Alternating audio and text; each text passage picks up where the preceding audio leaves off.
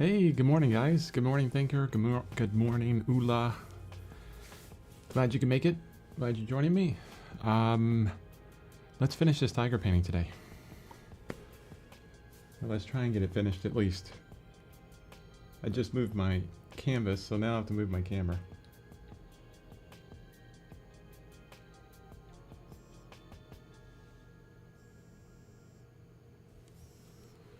Okay. So on my palette, here we go. I need to check some of these colors because, well, at least one of them. I know this gray over here, it's not too bad. It gets really thick really quickly. I really wanted to kind of test that. Yeah, good afternoon, Thinker. Good morning. Or good afternoon, Ula. Good morning, Thinker. There we go. I would be interested in exploring co-hosting with you. Oh, fantastic. I just sent an email back to Ula about that.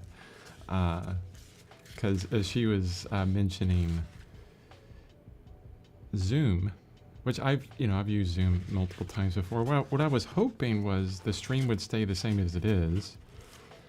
But I could get people to quickly and easily join and to hear voices, hear your voice, right? And be able to respond back and forth that way. So we wouldn't have to worry about video because it gets much more complex with video. But I will look into it. That's going to be on my list, one of the first things on my list to look into. And I will let you know what needs to happen. I got your email, so I will email you with that. Thank you for volunteering, being a guinea pig. It could be awesome. It should be awesome, yeah. All right, let's get some oiling out in. I'm excited on this to get this painting complete today. Well, at least the glazing part of it complete. The initial glaze over everything complete. I didn't have the time to pull up the reference image and put it on the stream for the fourth leg back there, but I have it up over to the side, so I will talk about that at some point. Now I need to oil out this whole side really, because I'm going to work on the whole thing. But I need to be careful that I don't put too much oil on there. I did that the last couple times and it started to drip, so make sure I don't do that. Now all of this is dry, but the rock at the bottom is still wet from yesterday. Now I'm starting up where you can't see. Maybe I'll just zoom out. There we go. You can see my painting in the background.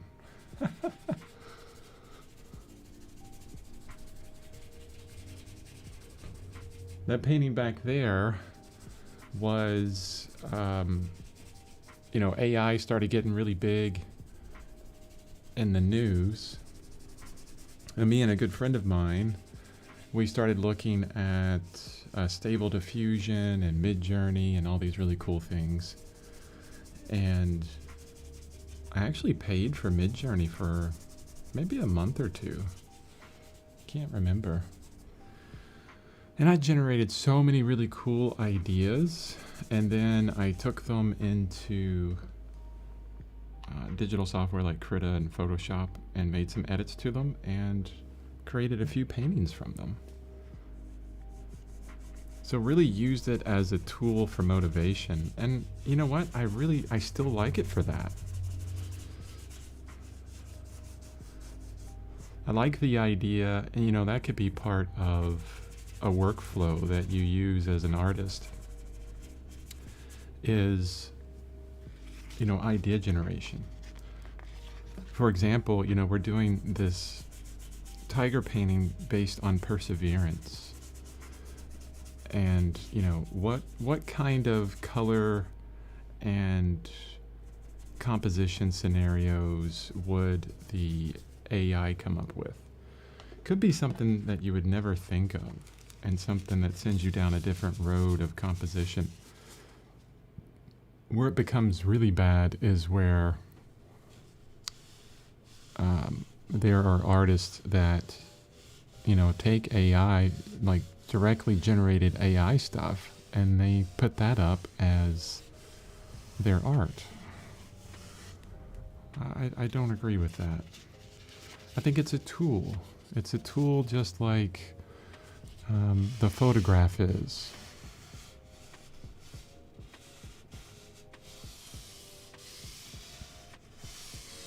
As long as you use it as a tool to help you with your self-expression, to help you create what you want to create, I think it's fine.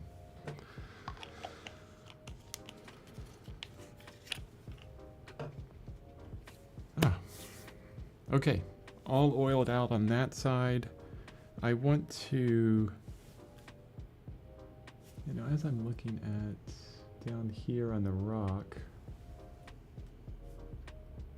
I'm pretty okay with that rock. Yeah, I'm definitely fine with that rock. Except for, I feel like I need some harder edges there. Low value, but harder edges. It looks kind of wispy. It doesn't look like a rock there. So let's do that after we work down from the background. It's actually kind of hard to see. Let's see if I can light it up for you.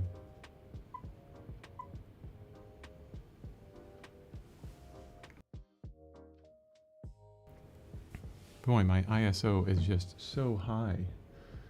I got my ISO up to like 2500 just so you guys can see the lightness there.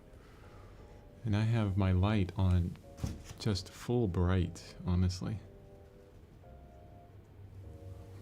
As high as it'll go. Okay, what do I want to do with this? Do I want to do anything with it?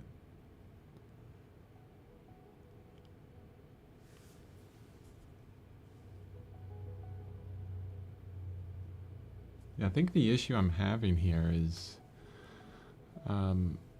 close up to the top of this tree, I'm just getting into the background that we worked on before.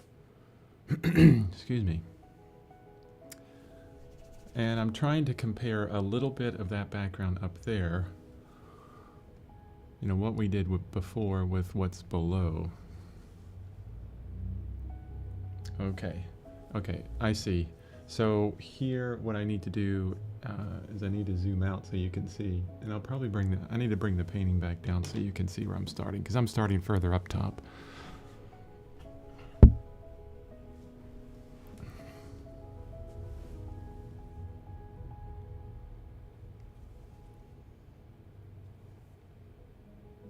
Sorry for all the movement there.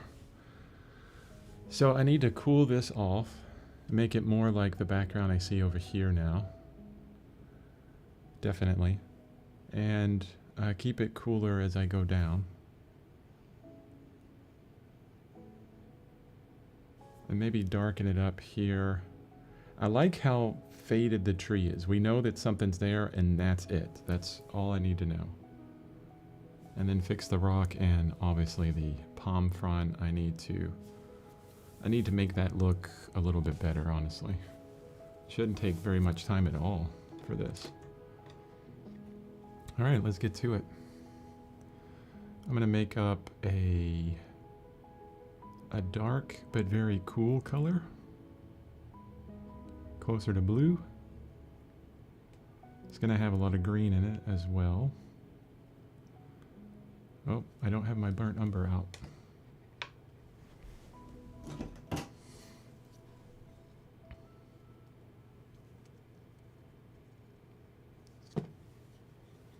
You know, and but as we saw yesterday, I could just take black and that and the red, or maybe black and the orange, and make a burnt umber light color. Let's look at that real quick. So one thing I know is that this ivory black has a very high tinting strength. So let's put a little bit there. And let's add in a big chunk of this orange and see what we get.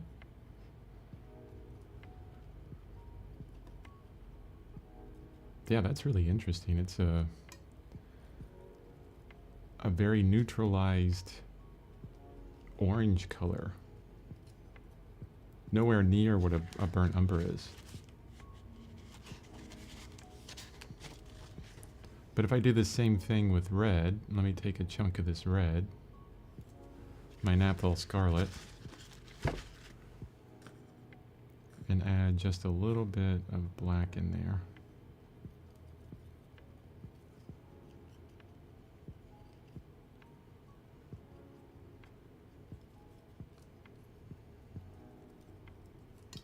That's really red. Let me add a little bit more black.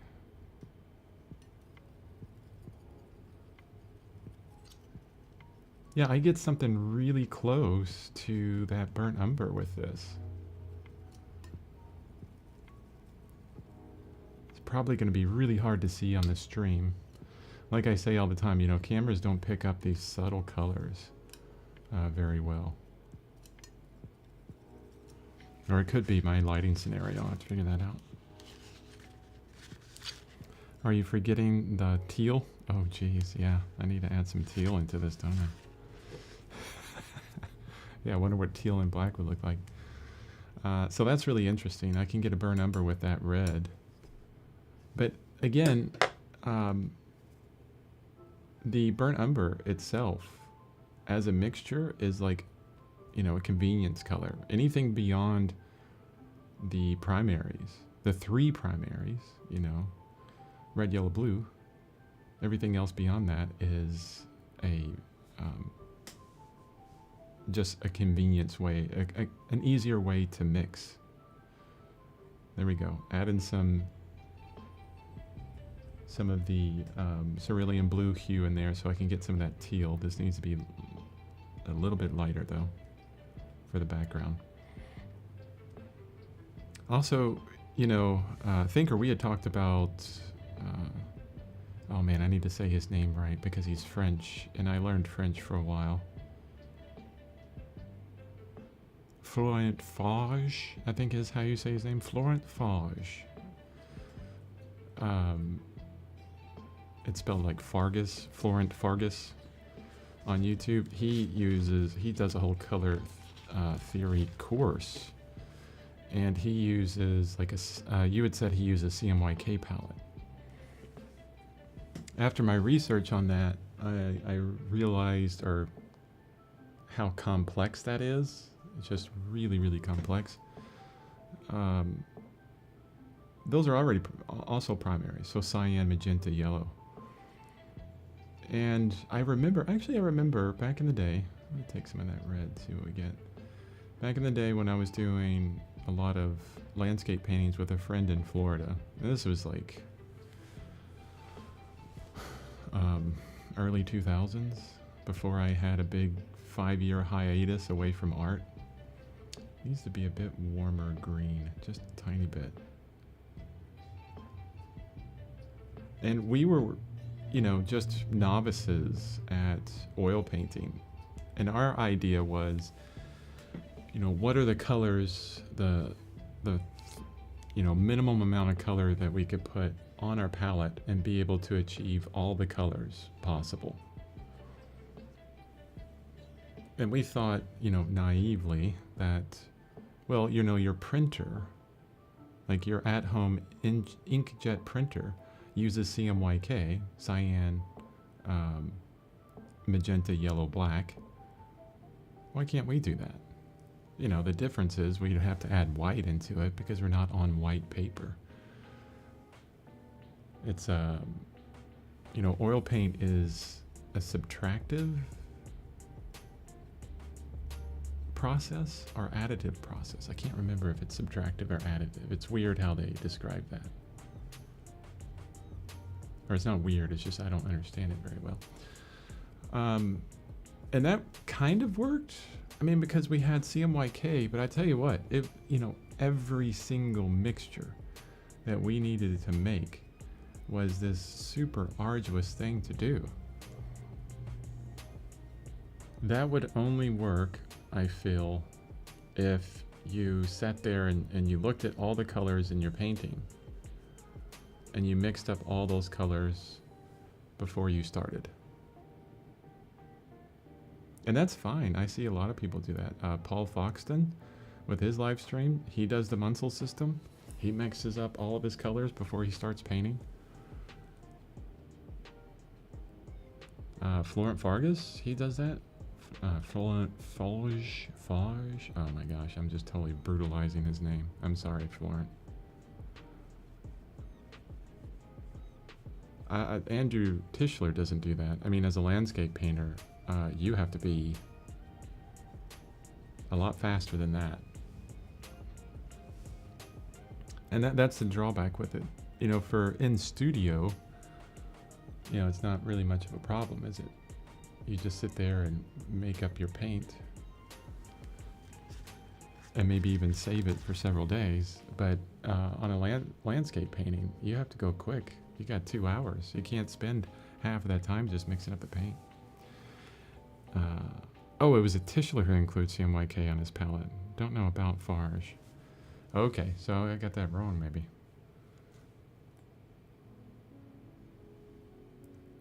Farge.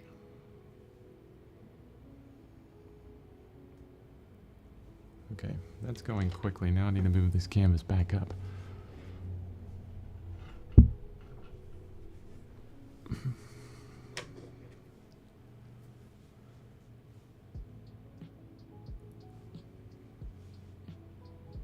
I mean, when I look on the stream, that looks like it's all black down there, but it's not. I swear it's not. There's all kinds of differences in color. I think the reason why that is because the light is way up high and coming down from the top about that direction and down. So I get well lit on the top of the painting, but not lit down here. So I'm going to drop my light down real quick.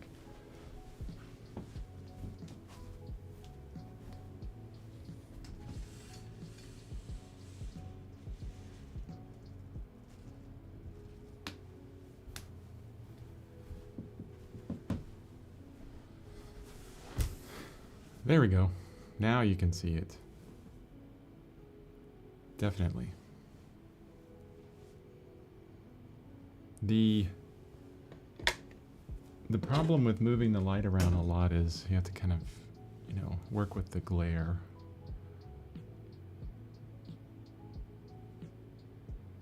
But that's going to happen regardless. Let's start at the bottom here. I want to darken this up.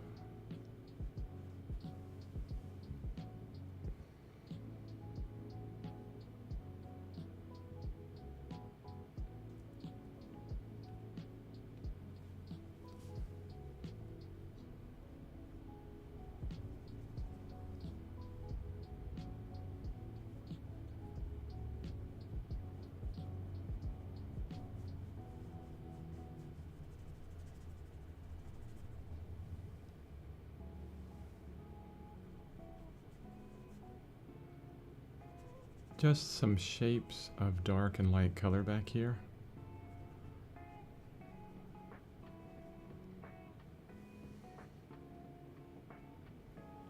As long as it's closer to gray, like a neutral color, keeping it cool, closer to blues.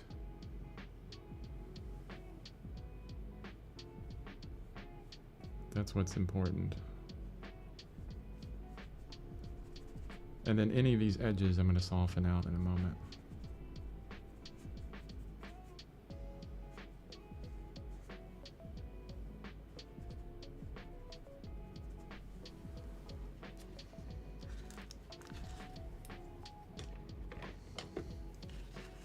I can use the brush that I oiled out with, which is a little bit larger brush, a little bit splayed. But it also works well as kind of a blender brush.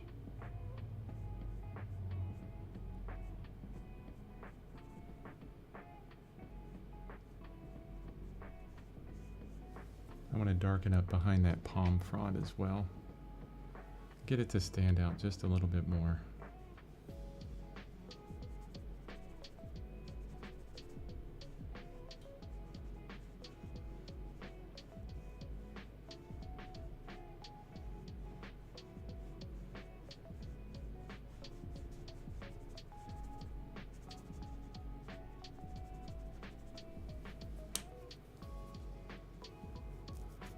And I think it's way too bright, honestly. Maybe not. I'm trying to really look at the palm frond at top and make sure that there's a connection between the colors and value up there.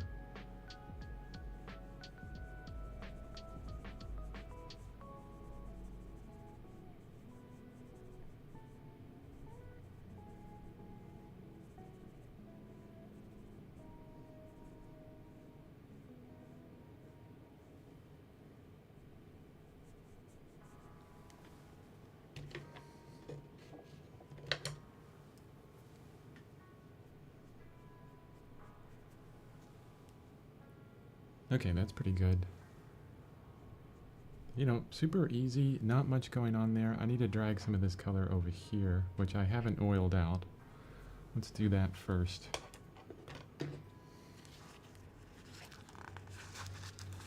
I'm going to use some of my medium that I have here on the canvas to actually get that right color. Or some medium that I have on my palette, sorry. You know, the gel medium. This will also do the same thing. It's just a little bit harder to move around. But for this little bit, it's not a big deal.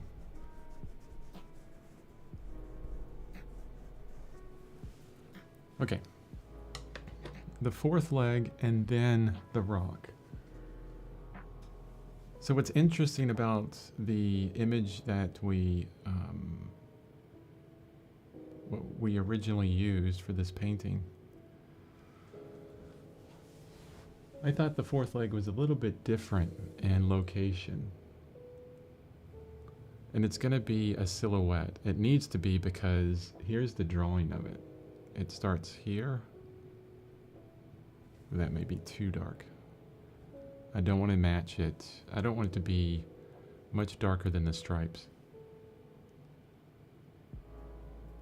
So it starts here. There's kind of a lump there.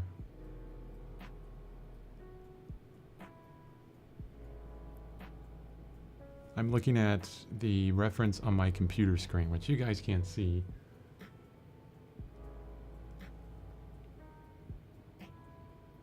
And what's really interesting is there's kind of a sharp turn to it right here.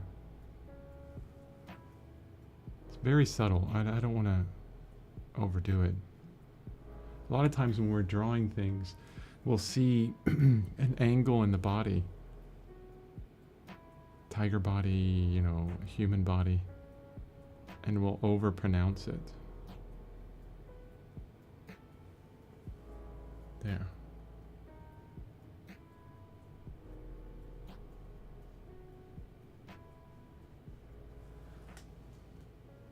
So all of that's just going to be a silhouette color.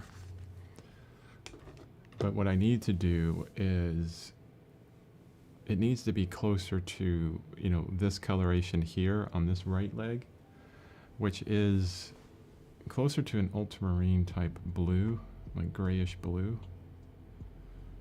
I'm actually going to add black to it to help me gray this out a lot faster. Just a little bit of black.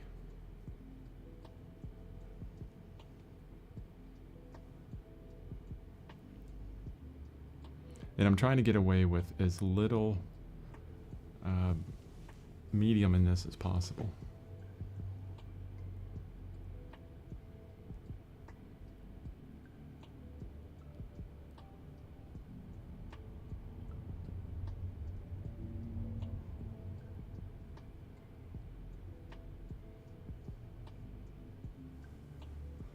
I want it to be opaque. I don't want to have to go over it several times,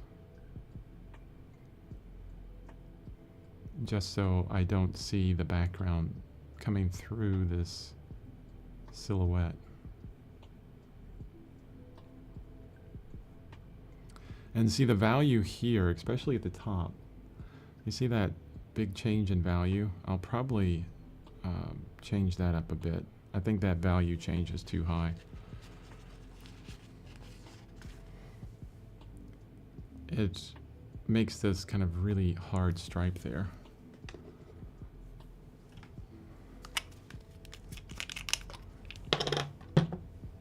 And I was trying to avoid it, but I really need to see all the values here in the tiger legs, which it's been a while since we worked on them. Honestly, if let me move my mic out of the way so it might be hard to hear me. If I do this, I'm going to zoom out and just tilt the camera back. I want you guys to see like the whole painting. And what to notice on here is that it looks terrible. If you look at the opener, I'll show the opener in a second, you'll see that all up here in the tiger head, everything that has dried, there's like some that is glossy, some that's dull. It's really hard to tell, you know, what this painting looks like. And when you show, you know, like this opener here,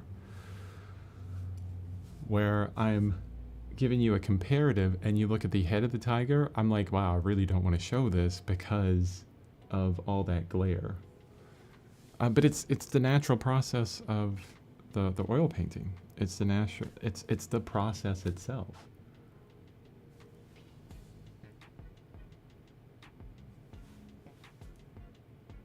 It's what happens. But whenever we varnish that or oil it out again, which I may have to. Yeah, if I'm up there working on some things, I'm going to have to oil it out again. It's going to look a lot better. But I'll probably just do it in small sections. I don't want to add, you know, too much more oil to this, as much as I can get away with, honestly. So like around here, it's dry, so it's really hard to see and compare to what I'm putting next to it. So I have just a tiny bit of refined linseed oil on my brush here, and I'm just going to go around the edges and scrub this oil in, because I want to see a comparative between the stripes and the shadows on the legs compared to the background they're next to.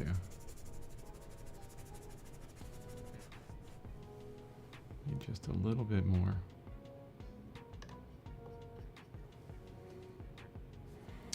But varnish will permanently prevent that effect. Oh yes, yes.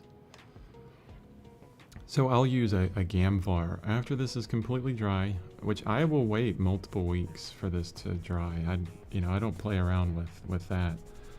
The other reason why I wait so long, it's not just to make sure that the paint is fully dry, which it doesn't take that long for the way that I paint, because it's I paint so thin. But as soon as you varnish it, you're done. Like, there's no going back to it. There's no fixes. There's no nothing. I mean, you could probably do some research from archivalists that have taken varnish off of paintings very carefully with a Q-tip, you know. You've probably seen maybe some videos of them doing that, and these are labor-intensive, hours and hours long process to take that very thin layer off the paint, and then they can maybe add in something, fix some things or whatever, and I don't want to have to do that. So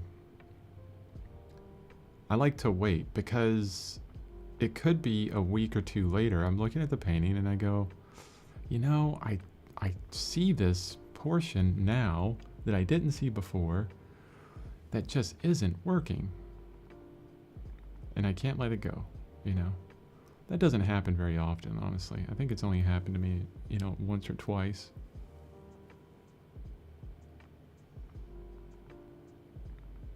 That's the time where you let the painting dry, you put it away somewhere so that you keep as much dust off of it as possible. The best way to do that is just to, like, if this is the face of the painting, if the palm of my hand is the face of the painting, I'll usually lean the face of the painting up against a wall or, you know, in a closet somewhere, so that any of the dust that's falling down will not touch the face of the painting. I have like a painting drying rack where I can lean those paintings in a certain direction so the dust or whatever, cat hair mainly, won't fall onto the face of the painting. But I'll leave it somewhere where I can't see it for a while. And then bring it out every now and then. See if it's dry. Put it up on the easel. Look at it. See if there's really anything that I need to change at all. You know?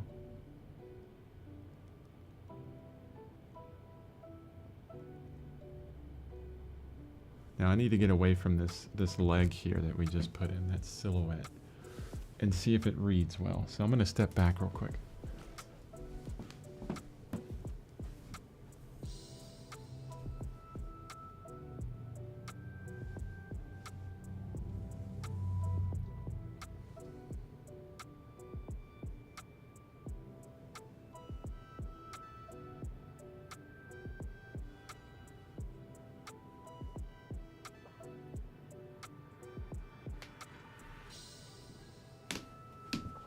Okay, the shape isn't bad, but the value in color is off.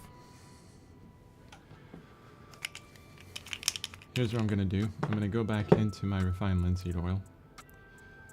Just a tiny bit. And this should be bone dry, which it is.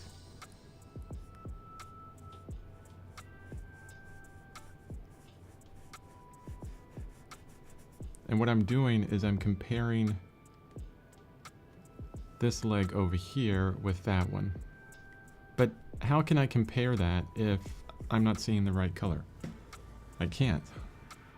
It's giving me an alternate, or well, not an accurate understanding of the differences between the two.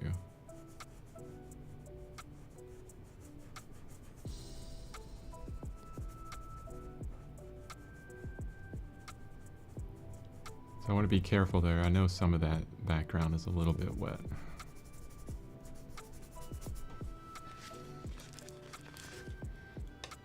And I need to be careful with how much oil I put on.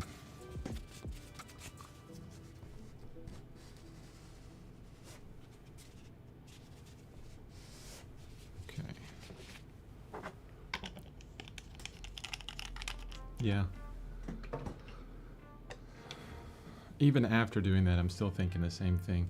This has a more, it's darker, number one, and it has a more green hue to it. This has a more blue hue to it. So I actually want to hit this blue more than a green. So let's start with what we had over here, which is of the green variety. And I'm going to, well, it needs to be lighter and closer to blue, so let's just add a little bit of cerulean to it. And yeah, that just totally killed it, I think. Is that too much? Let's see. No, it's still too dark.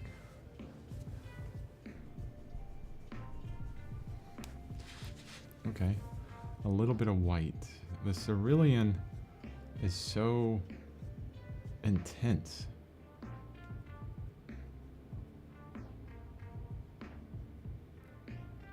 It has a really high tinting strength. Now that's a little bit too light.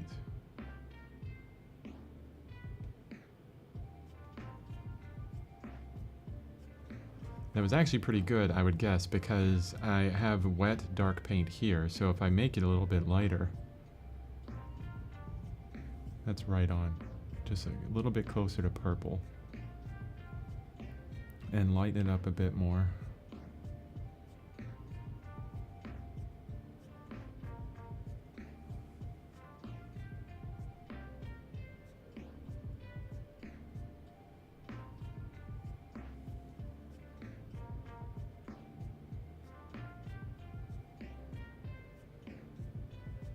Oof.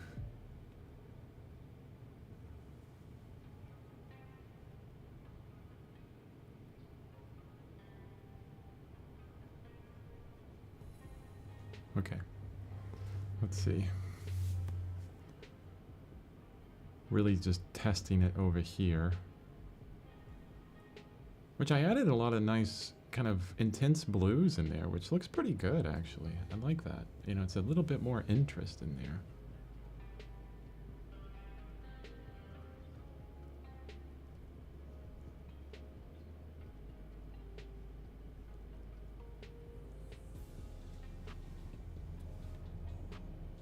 You know what I need to do is there's some stripes on this leg here that I can see now. So I'll add this lighter color only where there aren't stripes. And that subtle difference is going to be huge. So there's a stripe right above there.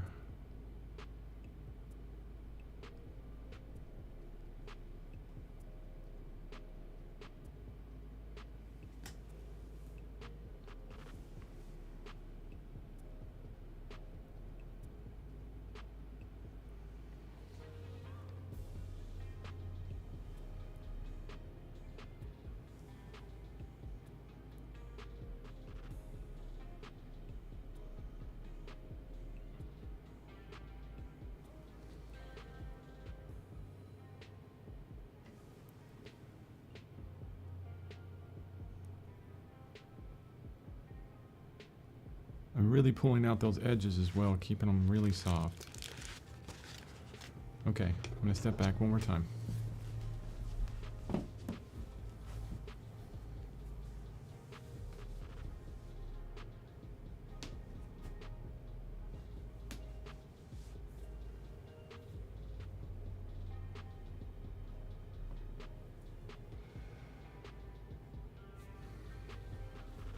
Okay.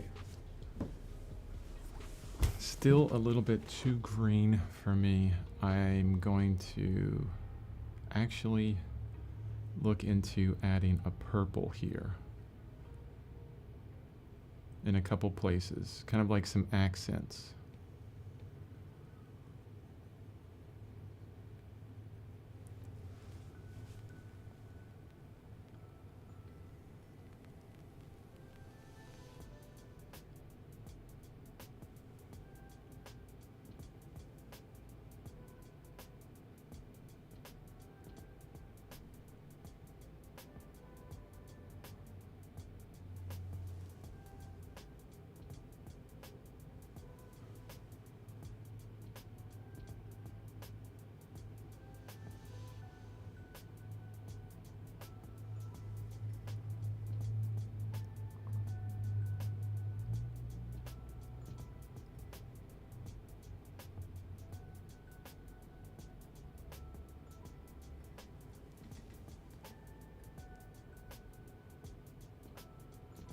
It's so funny because sometimes when I'm painting, I'm getting really detailed.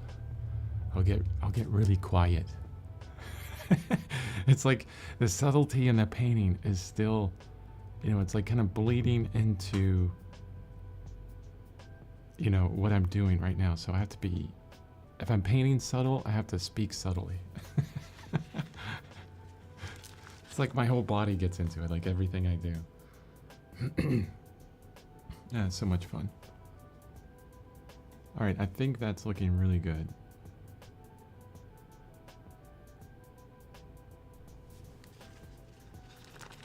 Okay, I'm gonna step back one more time.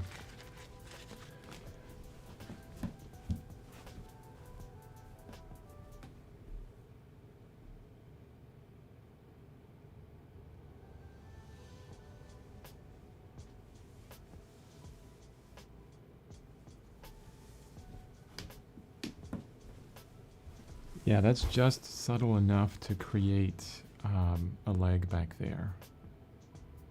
Now the only problem that I see is these edges are a little bit too sharp. So I'm going to take the background back and forth into and out of this edge. Because the hairs are kind of going down that way, so I want to describe those a little bit. So I'm going to do the same thing here, just very subtle in some places.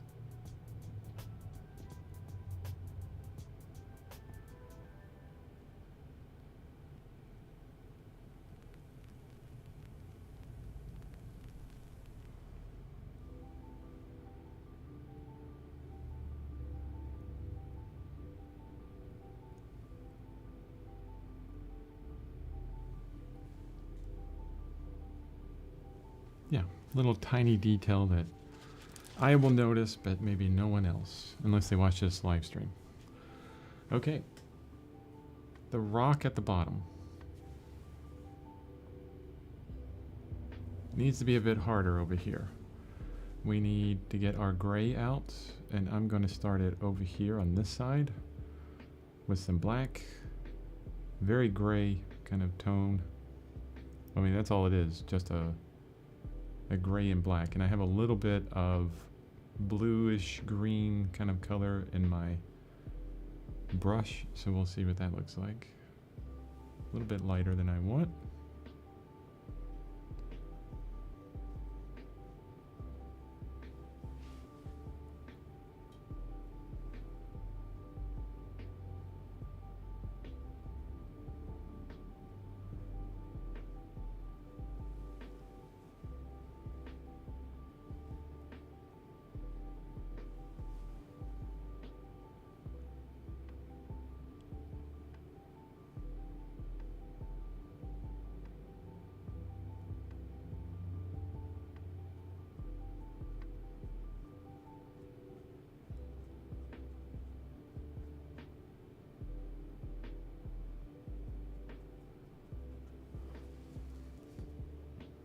Okay.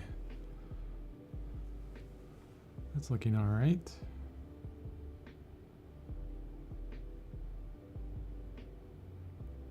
I'm just establishing kind of like the end of the rock itself.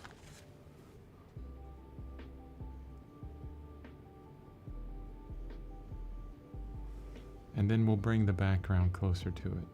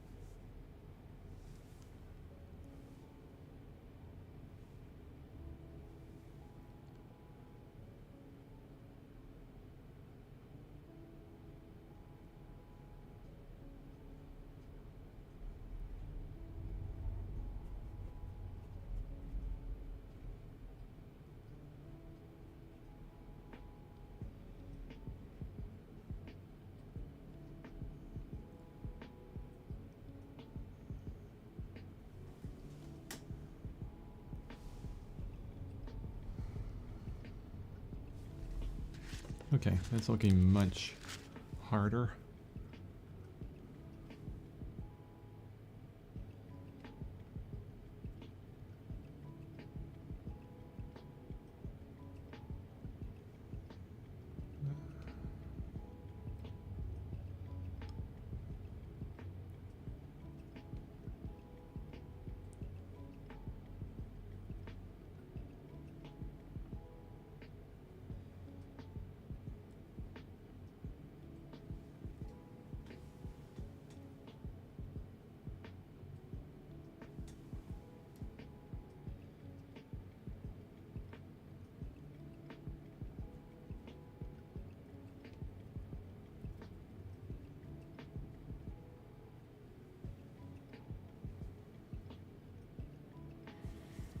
Are you going to work on the fern on the left side of the tiger today? Yes. I want to. I don't think that will take very long at all. I'm actually rushing today. I feel like I'm rushing. Maybe I'm not. Maybe I'm going at a speed that I should be going at. Not sure. Actually, I'm going at a speed that I think the painting requires. Maybe a little bit faster than I normally go. Because I really want to get... I want to say that today the first layer of glazing is done on this painting. And then we can get back up to the top of the head. Just clean up some things and call the painting complete. And then I can get onto some shorter paintings because my, or smaller paintings, shorter to create, because my willpower for larger paintings is depleted and I need some time to build that back up. Not only that, I mean, it's more interesting to watch things unfold a lot faster, right? I don't want to do nothing but show time lapses on a live stream. Not that you could do that, but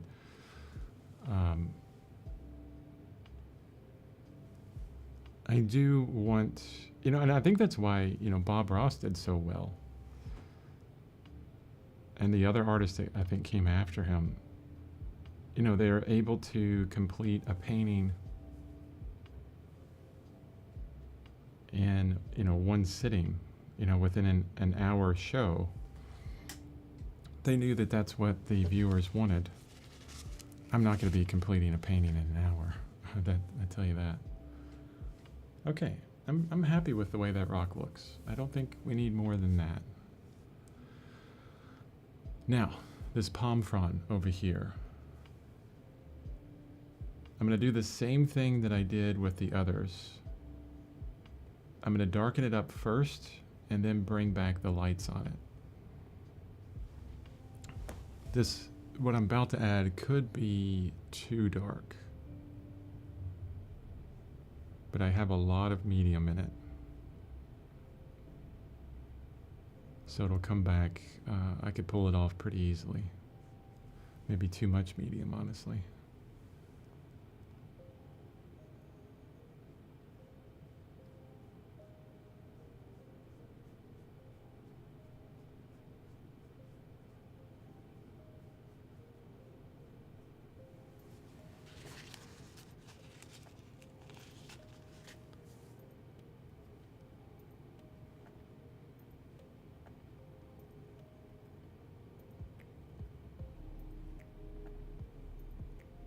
I'm going to mix up another color here that is closer to that grayish green that I want, but just has a very minimum amount of medium in it. Because on the reference I can see a nice shadow on one of these palm fronds. And in order to get that, I want to stay away from a glaze as much as I can. Although I already have a lot of paint and stuff here, so I have to lay this on as light as possible.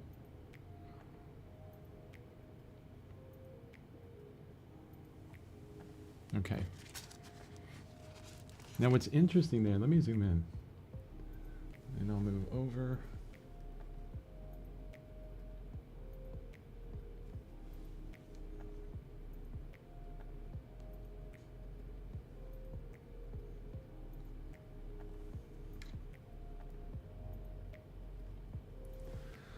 So I want just a small stripe of that dark color, but it's easier to lay things on when you use the flat side of your brush. Not the edge, but the flat side. You can just kind of, subtly drop the paint on there almost. I mean, you're still dragging it, but it seems to stick a bit better in that way. But I needed just a small stripe, but I have enough medium and paint on this canvas so I could lay on a larger stroke and then pull away what I don't need a bit easier. And I'll show you what I mean. I'll do it twice. I'm going to do it on this one as well. So I can lay down a very dark stroke, very opaque if I do it carefully. And then I'm going to clean up my brush here. And then I'm going to take off some of it on this edge of it while keeping that edge pretty soft.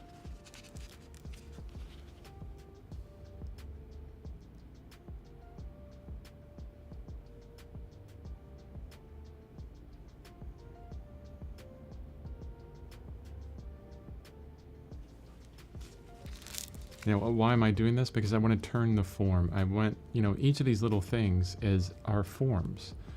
And it has a light side and a dark side.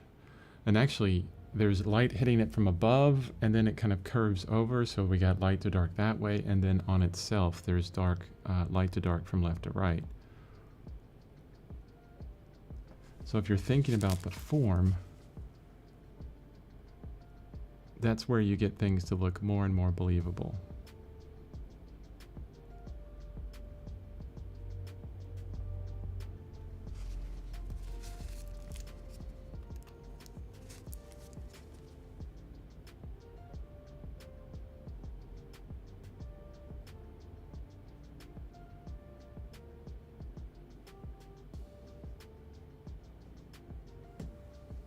Yeah, that's pretty good. I'm going to add some light in there.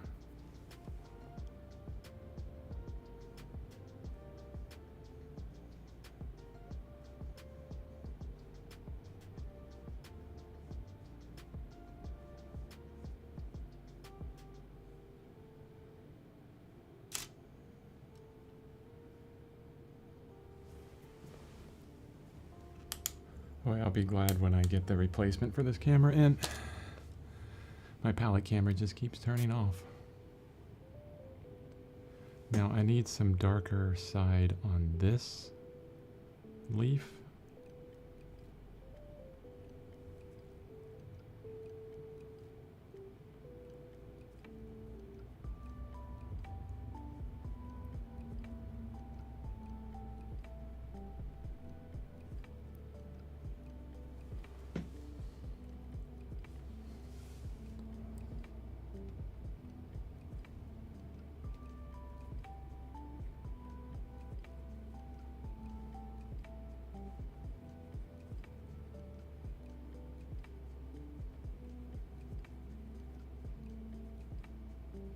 Now I'm going to mix up a lighter color here.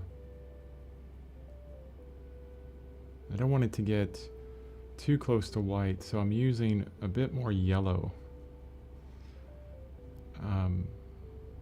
to bring in more of the hue to it rather than a tint of white, because it gets a bit hazy with the white.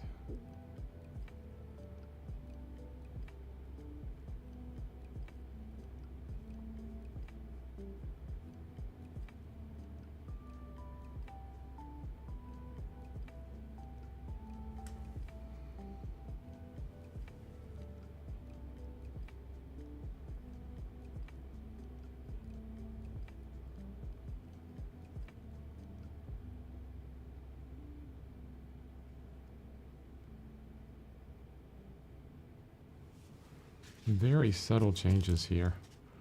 I could probably have done a lot less right here and been just as fine. Actually, you know, I can tell that I was a bit lazy when I did the first layer for this, you know, the leaves of the end of this palm frond. I could have helped myself out today by just spending a little bit more time on the first layer here, instead of just saying, oh yeah, future Chris will figure it out. Future Chris is figuring it out, but it's taking a lot longer.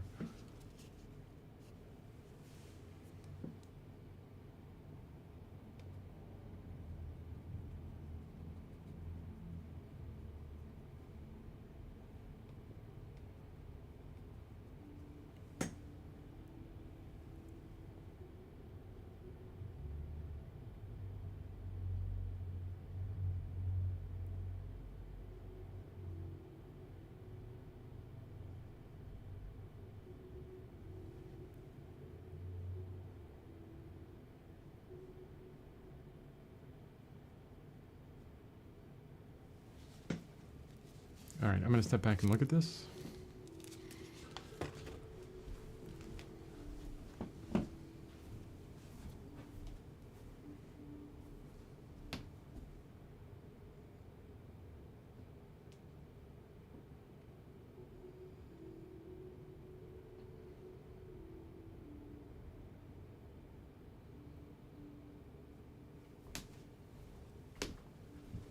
I think that's good.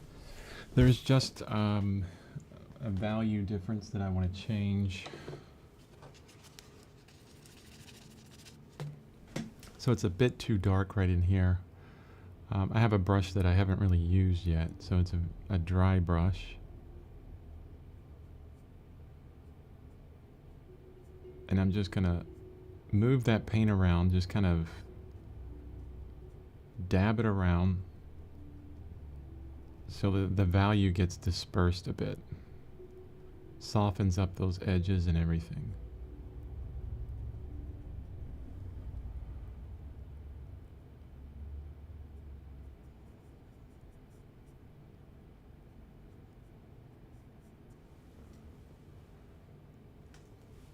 I mean, there's so many different ways to manipulate paint on a canvas with your brush.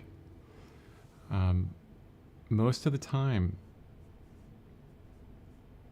well, actually, I would say a lot of the ways that I use to manipulate the paint has been things that I've just kind of come up with. A lot of tutorials and classes and courses and things, I don't see a lot of artists, describing how they're using the brush exactly to adjust the paint in some way. And I think that's really helpful.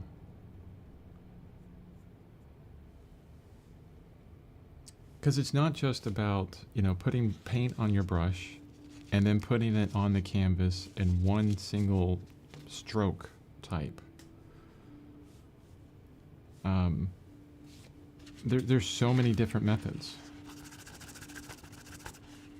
Using a dry brush to pull the paint off in a subtle way. Using a dry brush that is very splayed out like this one to pull off the paint so that the edge that is left is really soft. A lot of times when you pull off paint, especially with a very clean brush, you'll get a very sharp edge left. These ugly brushes, these old brushes, are super helpful for very subtle changes.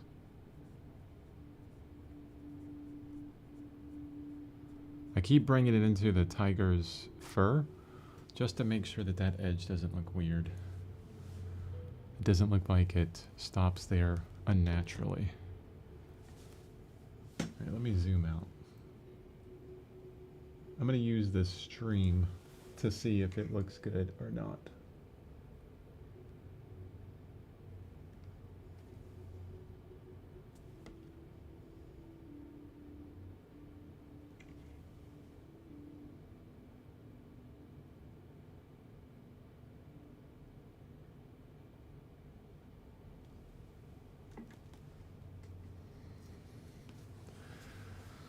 Okay, so what do you guys think?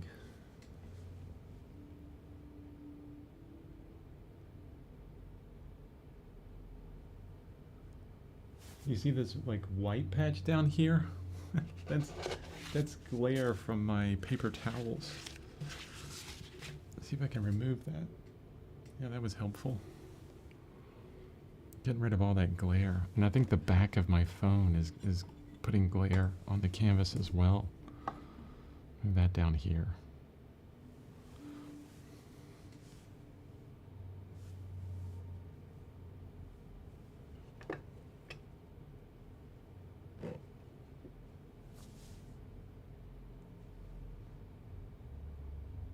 Looks good.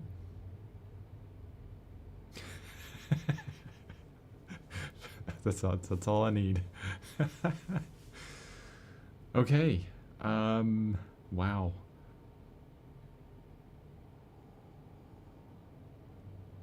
I think we're done with the first glazing layer over this entire painting. Oh, finally.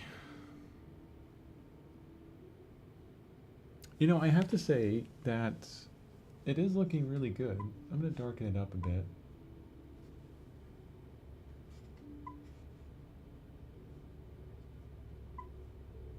Yeah, that's probably closer to reality right now, what it really looks like. I'm going to move my mic out of the way so I can actually see what's going on.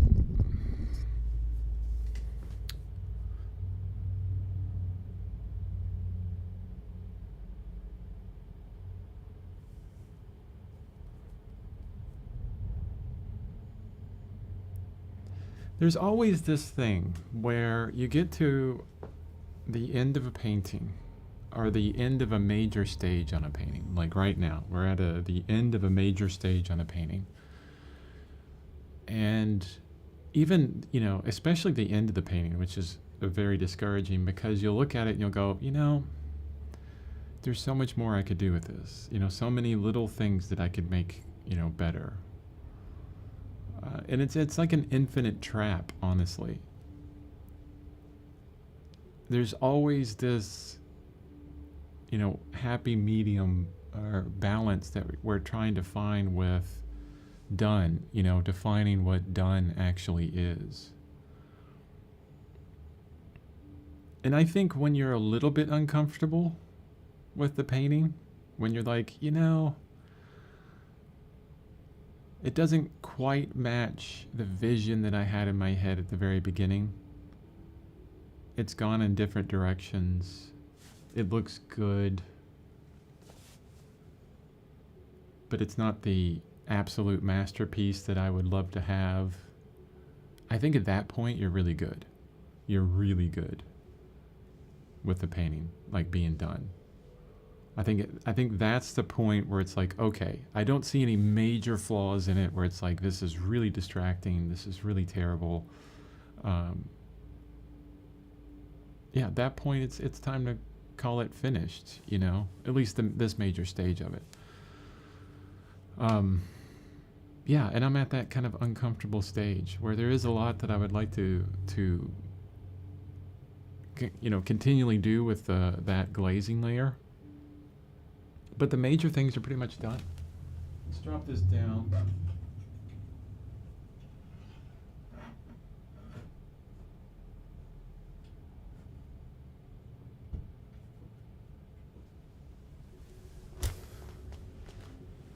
Okay. Honestly, the more interesting part of the painting is at the top, and that's perfect. That's exactly what we wanted, right? All of the interest is up here. Now that I brought this painting down and I'm looking at it in this, even with it being kind of dull because it's half dry, I'm very happy with it. Yeah. That's so interesting. When the focal point was way up there, it's like, I don't know about this painting, but I'm achieving exactly what I want. All right, so tomorrow, Friday, we'll see. We're going to do some really fun things tomorrow. It's going to be challenging. If you look at, well, you can't see the top of the reference. Let's go back to the opener. So if you look at the tiger's head, on the left and right side of the head with the reference, our digital painting that we created, you'll see that the mane is a little bit larger. It kind of flows out a bit more. It's not a perfect circle like our painting. So that's one thing that I want to look at and fix. The other thing is I want to darken up. I want to darken up here on the head, and maybe in some other places, maybe not even darken it up, maybe gray it up, maybe just slightly darker, and then desaturate some of this up here so that where the light is hitting, the direct sunlight is hitting the head of the tiger, is more saturated and therefore really stands out.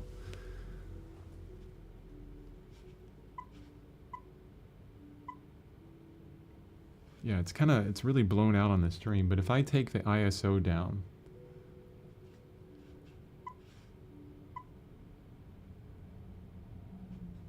yeah, that's a bit dark, but it's getting closer to what I want, where it's darker up in here and you can see those really bright areas a bit better.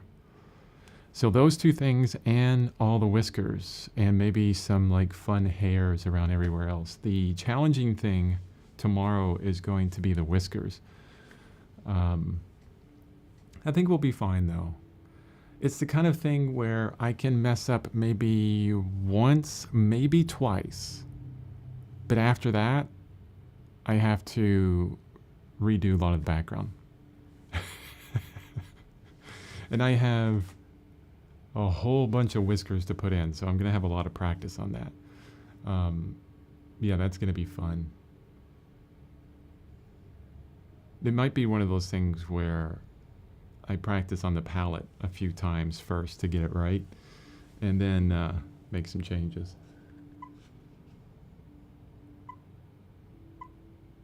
Honestly, that could take a lot of the stream. Just doing the whiskers, getting those right. Okay. Thank you guys for joining me. Tomorrow or Saturday, because I'm not sure if I'll finish all that tomorrow. But I'm pretty sure, next week on Monday, we'll be onto a brand new painting. And this one will be hung up waiting to dry, or in my closet waiting to dry. Okay. I will see you guys tomorrow. Have a wonderful rest of your day.